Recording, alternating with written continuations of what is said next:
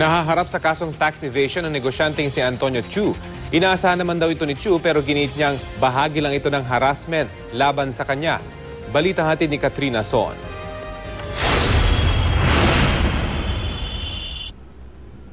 Sinampahan ng reklamong tax evasion ng Bureau of Internal Revenue ang bilyonaryong businessman na si Antonio Lee Chu na may retail at trading business daw na nakapangalan sa Lover Trading sa Binondo, Maynila. Sa tulong daw ng Securities and Exchange Commission, nalaman ng BIR na noong taong 2008 ay nag-invest sa stock si Chu na nagkakahalagang 53.50 million pesos. Sinundan pa ito ng 71.42 million pesos noong 2013. Ngunit ang idineklara lang daw ni Chu sa kanyang ITR noong 2008 ay 824,244.25 pesos. Hindi rin daw nagdeklara ng anumang kinita para sa taong 2013.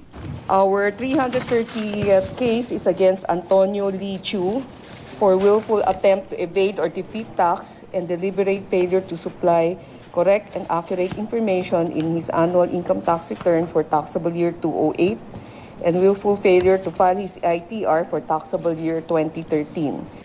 Ilang beses sumarap si Chu sa Senate Blue Ribbon Subcom nang maungkat ang sinasabing ekta-ektaryang ari-arian daw ni Vice President Jejomar Binay sa Rosario, Batangas. Si Chu ang sinasabi ng ilang senador na dami daw ni Binay matapos nitong aminin na sa kanya ang Rosario Farm at hindi kay Binay. Yes. He's the person that said he owns the Sancham. Wala sa bansa si Chu sa kasalukuyan, pero sa ipinadala niyang pahayag, sinabi niyang inaasahan na niyang mangyayari ito. Dismayado raw siya sa BIR dahil pumayag itong iharas siya sa pamamagitan ng pagsampa ng reklamong wala anyang basihan at premature. Ang alam daw ni Chu, isinasagawa pa ang audit ng BIR at nakikipagtulungan naman daw siya rito.